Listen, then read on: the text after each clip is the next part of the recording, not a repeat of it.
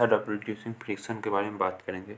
कैसे हम friction reduce कर सकते हैं। बहुत जगह हमारे लिए फ्रिक्शन हेल्पफुल होता है तो बहुत जगह हमारे लिए हार्मफुल भी हो जाता है, जिसके कारण कि हमारा बहुत सारा मशीन का पार्ट डैमेज हो जाता है और भी बहुत प्रॉब्लम होता है। तो चलिए एक एक करके हम देखते हैं। तो पहले है कि फ्रिक्शन को रिड्यूस करने के लिए कुछ शेप हेल्प होता है। स्ट्रीमलाइन शेप कहते हैं, जैसे कि अगर आप स्ट्रीमलाइन से अभी का अगर कोई कार देखे या फिर कोई भी और दूसरा व्हीकल देखे या फिर शिप देखते हैं तो वो एक स्ट्रीमलाइन शेप में रहता है, जो कि आपको हेल्प करता है उसके को इजीली मूव करने में भी, ताकि उसमें जो एयर के कारण एक फ्रिक्शन लगता है इसको भी डायरेक्ट होता है। देखते हैं हम नेक्स्ट स्लाइड में इसको समझते हैं अच्छा से।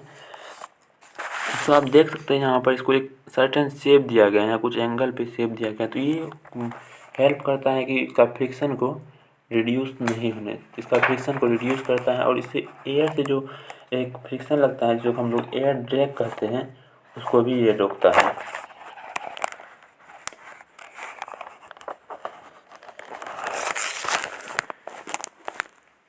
उसके बाद है हमारा दूसरा नेक्स्ट देखें तो सरफेस को पॉलिश कर दिया जाता है। कुछ सरफेस को पॉलिश किया जाता है फ्रिक्शन को रिड्यूस करने के लिए। तो सरफेस को क्यों पॉलिश किया जाता है तो वो समझते हैं। आप जानते हैं कोई फ्रिक्शन जो होता है वो इंटरलॉकिंग कारण होता है। जब दो ऑब्जेक्ट के बीच में इंटरलॉकिंग रहता है उसी कारण दो ऑब्जेक्ट के बीच में फ्रिक्शन लगता है।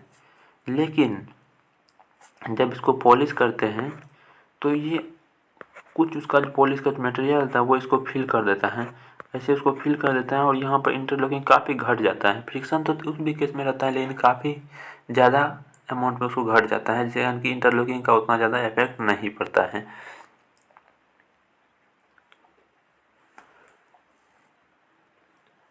तो यही था इस दो पॉइंट में कि बोट या प्लेन जो होता है कार होता है उसका एक शेप दिया जाता है जो कि स्ट्रीमलाइन शेप कहते हैं, जो कि फ्रिक्शन को रिड्यूस करने में मदद करता है। और दूसरा पॉइंट था कि ऑब्जेक्ट को पॉलिश कर दिया जाता है, जो कि पॉलिश ऑब्जेक्ट जो सरफेस को स्मूथ बनाता है और जिससे यानी कि फ्रिक्शन कम होता है। इसको आप अपने डेली लाइफ में भी फील कर चुके होंगे, ऐसा होता है।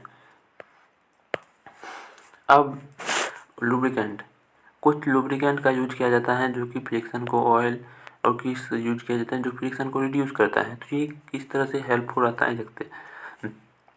जैसे आप देखे होंगे अपने घर में या फिर कहीं भी देखे होंगे बेरिंग यूज किया जाता है, जो कि जनरल दो व्हील में लगा हुआ रहता है बेरिंग, या फिर कोई भी और मशीन का पार्ट में लगा हुआ रहता है बेरिंग। तो ये होता क्या है कि जब ये खुद डायरेक्ट एक दूसरे के कांटेक्ट में रहता है तो इससे ज़्यादा फ्रिक्शन होता है। तो इसीलिए इस बीच में कोई भी ग्रीस देते हैं या फिर कोई दूसरा लुब्रिकेंट देते हैं तो उससे होता क्या है, जब इस बीच में दूसरा कोई लुब्रिकेंट रहता है तो ये डायरेक्ट कांटेक्ट में नहीं रहता। और हम जानते हैं कि जब दो ऑब्जेक्ट के बीच में फ्रिक्शन लगता है तो कुछ ना कुछ तो इसमें घर्षण होता होगा एक दूसरे के बीच में और इससे हीट प्रोड्यूस होता होगा।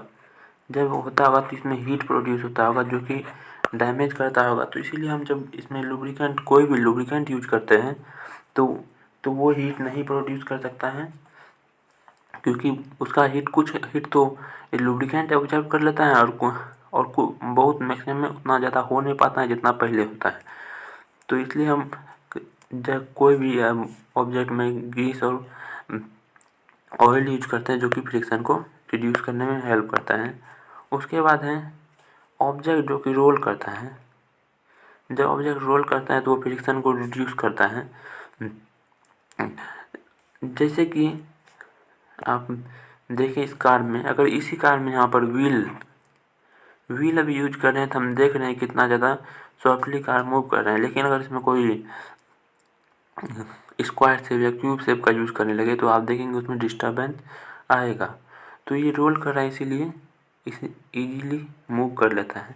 आप एक बॉल को भी देखे हैं, क्योंकि वो सर्कुलर शेप में रहता है तो वो आसानी से मूव कर देता है। लेकिन वहीं कोई क्यूब शेप का ले ले उसको मूव करना चाहे तो वो मूव करने में दिक्कत होता है। बॉल बेरिंग में भी वो एक सर्कुलर शेप रहता है इसलिए वो इजीली मूव कर लेता है। और इसी में बहुत तरह का सब्सटेंस होता है जो कि जिसका यूज करते हैं हम लुब्रिकेंट को रिड्यूस करने में, जिसको हम फ्रिक्शन रिड्यूस करने में हम बहुत सारा मटेरियल यूज करते हैं जिसको कि हम लुब्रिकेंट कहते हैं। जैसे यहाँ पे देखे थे लुब्रिकेंट, तो ये कोई भी सब्सटेंस जो फ्रिक्शन को रिड्यूस करता है उसको हम लुब्रिकेंट कहते हैं।